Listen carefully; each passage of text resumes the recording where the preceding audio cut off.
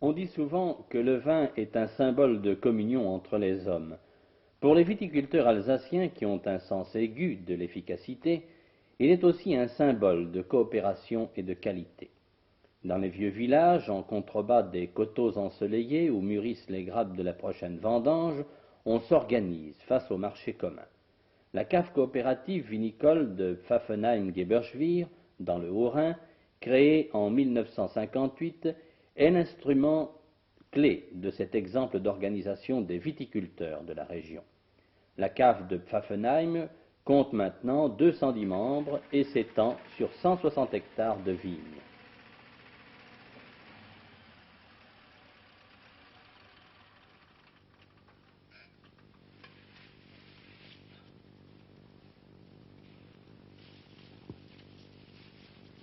Alors, la récolte se présente bien. Oui, oui. J'ai l'impression qu'elle se présente bien cette année. Combien d'hectares exploitez-vous? Vous savez, actuellement, j'exploite 4 hectares de vignes. Et quels sont les cépages? Les cépages principaux sont toujours les Sylvaner, Riesling et les Gewürztraminer. Ce sont les vins que vous produisez alors? Oui. On fait aussi un peu de muscat, tokay, aussi du chasselas. Et alors, comment commercialisez-vous votre production? Toute la production est livrée à la coopérative.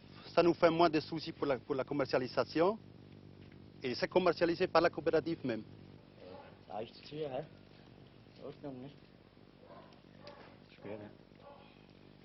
Sur quelle base vous ont été payés les raisins lors de la dernière récolte? Lors de la dernière récolte, on a été payé sur la base SIVA, c'est-à-dire du comité interprofessionnel des vins d'Alsace. En plus de ça, on reçoit un complément de prix, en fait Cobain, en fait Chester. Est-ce que vous êtes satisfait de ces prix?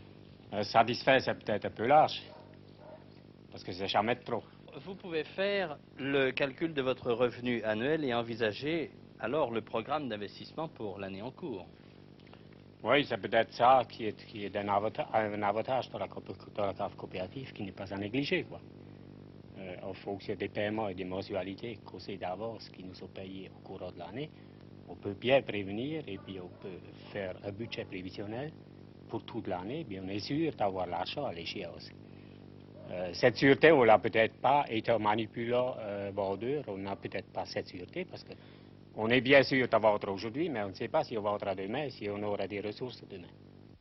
Oui, il est certain que le viticulteur y a trouvé son compte. Avant la création de la cave coopérative, il livrait son vin aux particuliers et aux aubergistes, mais la vente n'était pas sûre et il fallait marchander. Maintenant, il n'a plus ce souci, il sait où il va. La cave coopérative de Pfaffenheim est dotée d'ailleurs d'un ensemble d'installations qui permet de recevoir 150 000 kilos de raisins par jour avec des pointes de 200 tonnes. La production annuelle est de 12 000 à 15 000 hectos.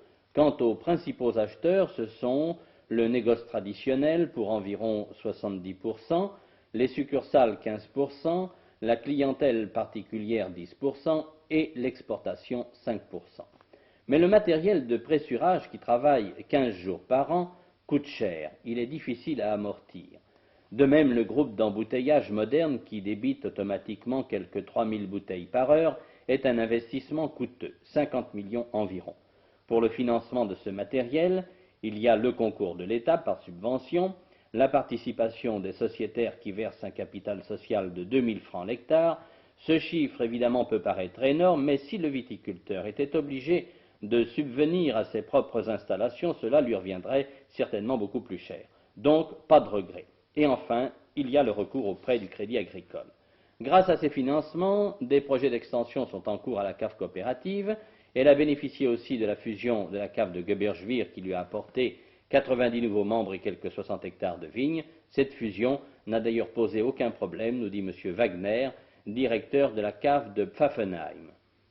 Je pense que dans l'ensemble, la fusion peut être considérée comme une opération réussie parce que, comme dit, les viticulteurs, ou plutôt les deux coopératives, avaient quand même des difficultés d'amortissement, d'investissement.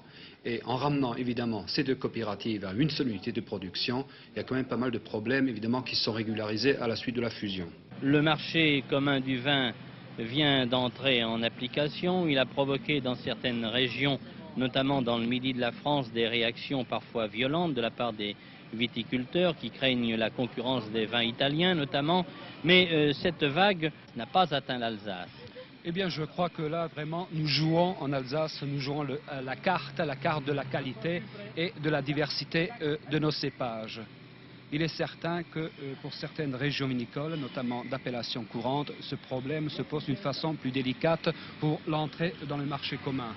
Ce marché commun que nous avons tous souhaité à ce jour, qui évidemment est rentré dans la pratique depuis le mois de juin dernier. En ce qui concerne l'Alsace, je pense que avec la gamme aussi variée que nous avons, que pour nous, l'Allemagne notamment, nous allons trouver une clientèle quand même intéressante et importante.